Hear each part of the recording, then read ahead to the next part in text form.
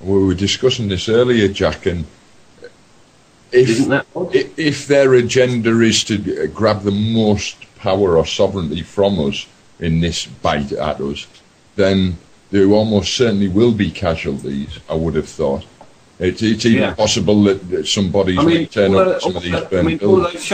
All of those shots being burnt on Peckham, there is no way that you could plan to have planned for all of that and to have moved the occupants out. And trust me, if you've seen the firemen crawling around in those back, I should imagine half of those haven't even got planning.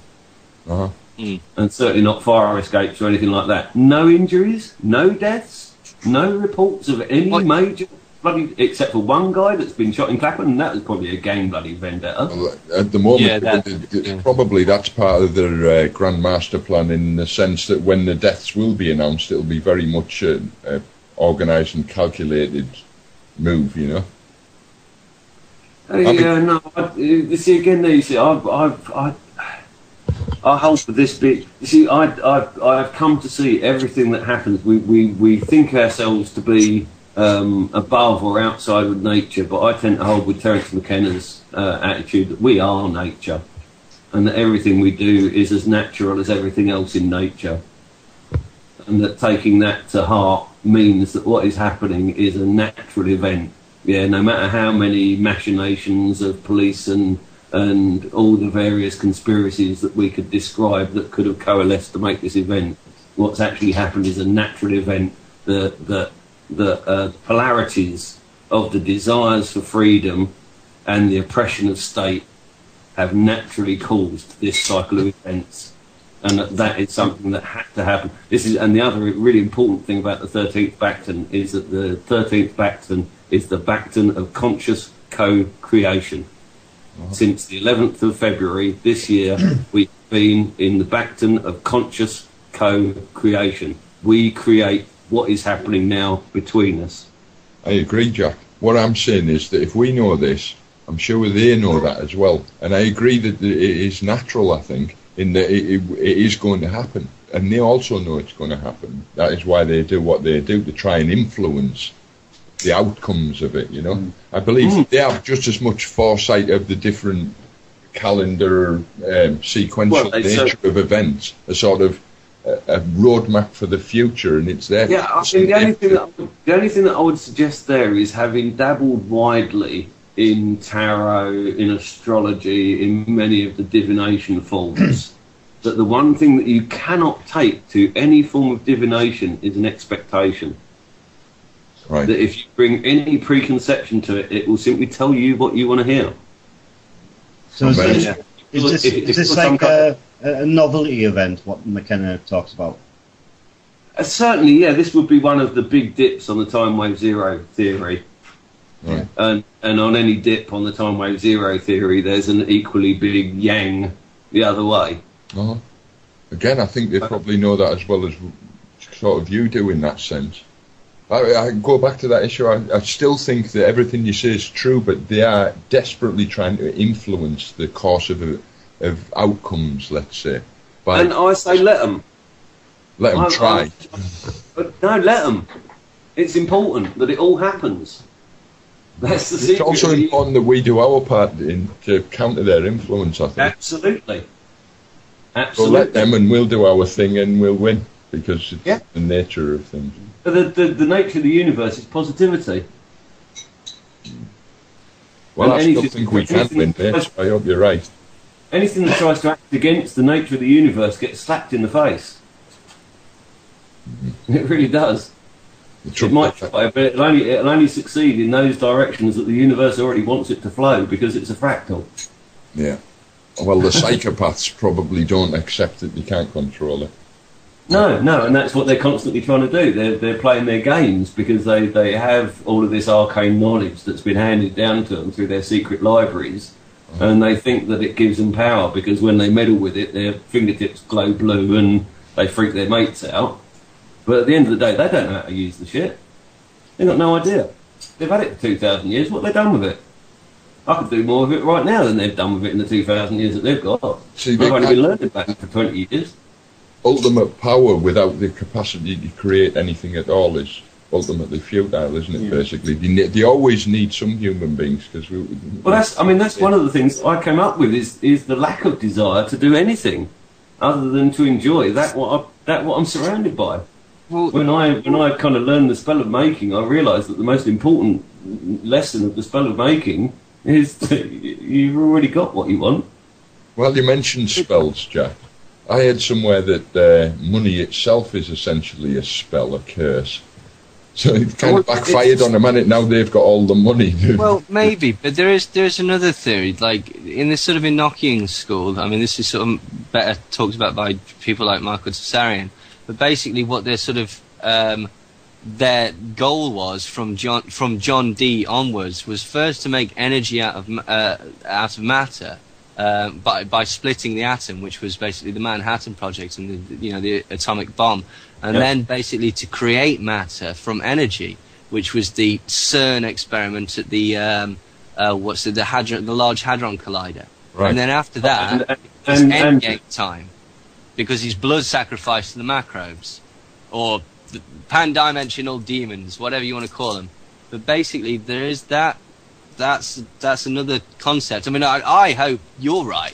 Do you know what I mean? Like, but well, again, it's back to the 13th Bacton is the Bacton of conscious co-creation. Don't hope that I'm right. Join me in knowing that I'm right. Yeah. No, I know exactly what you mean. I do know what you mean. Listen to the doubt in your voice, man. I'm watching what's going off. Like I'm listen to the lack of conviction that you're able to state things that you say that you know.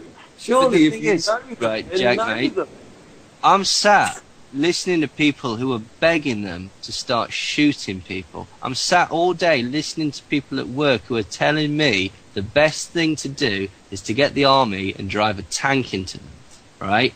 That's the mentality of people. Well, I'll tell you who I'll be if that happens. You remember Tiananmen Square, the little guy with the bag of shopping? Yeah.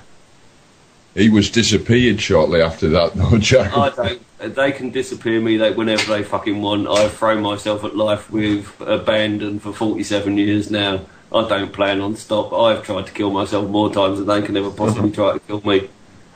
Well, my attitude, Jack, is I'm just not frightened of whatever they can do to me anymore. I'm still not going to stop doing it.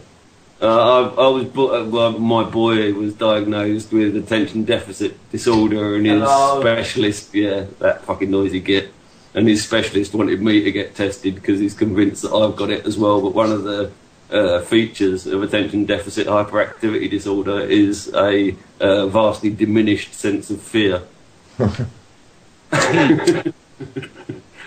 And anybody who knows me knows that's bloody true as well.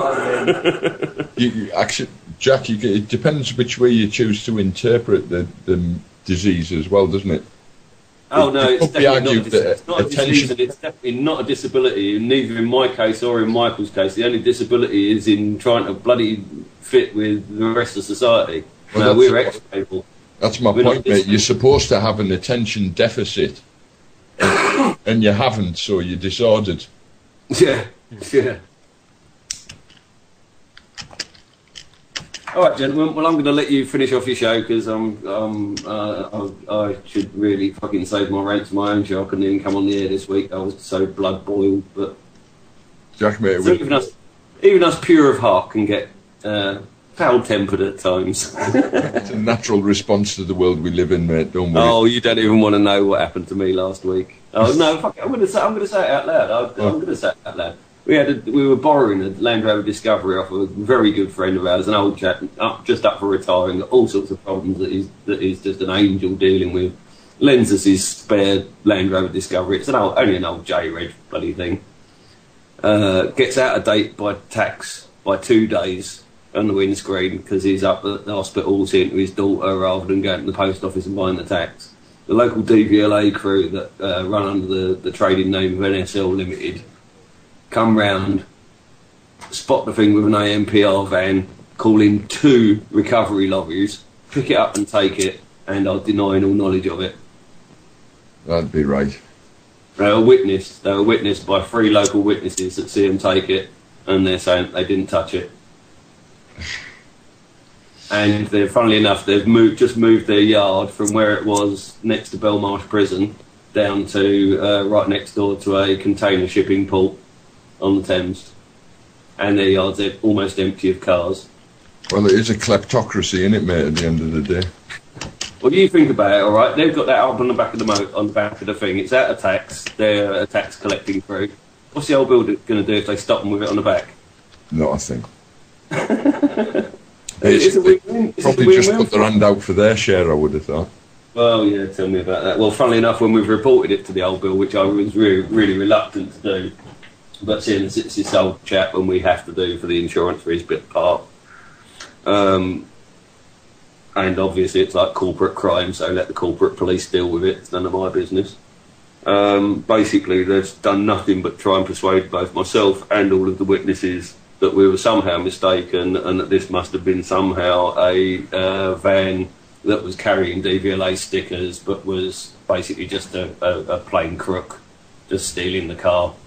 Yeah, but in all honesty, crooks tend to be more discerning than that. If you've gone to the lengths of getting a recovery truck and liverying it up, you're not going to steal J. Red's Range Rover. We're talking about four-wheel lift trucks. Yeah. How many car thieves do you know go around with four-wheel lift trucks lifting anything other than Ferraris? Because they're the high. Exactly, yeah. So, well, at the end of the day, that's what the police would tell them to do, isn't it? Yeah. That's what they get paid for off the geezers with the recovery trucks, presumably. Well, they're desperate to get the conspiracy charge taken out of it. I wanted it dealt with by the CID, and they're trying to keep it within the car crime unit. Well, they're probably not sharing with the CID, are they? So.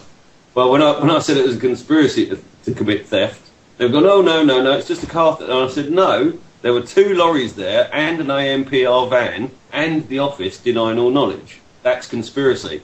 And they're like, oh, fucking hell, all right, okay, and they have to write it down. Yeah, you'll get yourself flagged up if you keep that up. I don't give a flying fuck. I live 2 miles down the road from the MI5 building. I've invited them round for tea. They don't own me or my fucking children, nor does the fucking Pope. I'm a Pict and I'm in rebellion, and fuck the lawful. Is that clear enough, people? Yeah. Here's that, mate. It will be a non-violent rebellion, trust me, because I have never thrown a punch in my adult life. I threw one when I was 16, and I am still ashamed of that to this day. I have never taken a violent act in my adult life. You've hit me, you bastard. Yeah, but you're a fucking kid now. Fuck off. What bloody good did it do you as well? Eh? Nothing. Right, precisely. And did I apologise afterwards? No. No, maybe not actually. That is pushing it a bit. Anyway, rant over. Gentlemen, I'm going to leave you to your show because I've got a cup of tea to drink and things to do. But thanks for letting me on anyway. And again, sorry to people for who were wanting to tune in on Saturday. I had a bit of a, as you know now, I've had a bit of a rough week. Never a day goes by without a drama, is it, Jack, mate? Oh, fuck it, and it's getting mad, isn't it? I don't know about you, but... Oh, mate, you wouldn't believe it. You couldn't write the shit. Yeah, no, you really couldn't write this shit, could you? If your lives are anything like my life, then God help you. That's a whole nother story, though, isn't it, guy? Jack, it's been a pleasure having you on, mate. If there's any further developments, can we get back in touch with you for a future update? I think he's gone. Yeah, sneaked up. Thank you very much, Jack. Fantastic insights. Yeah, well, it's nice to see. So clearly there's an agenda then to portray this whole thing as non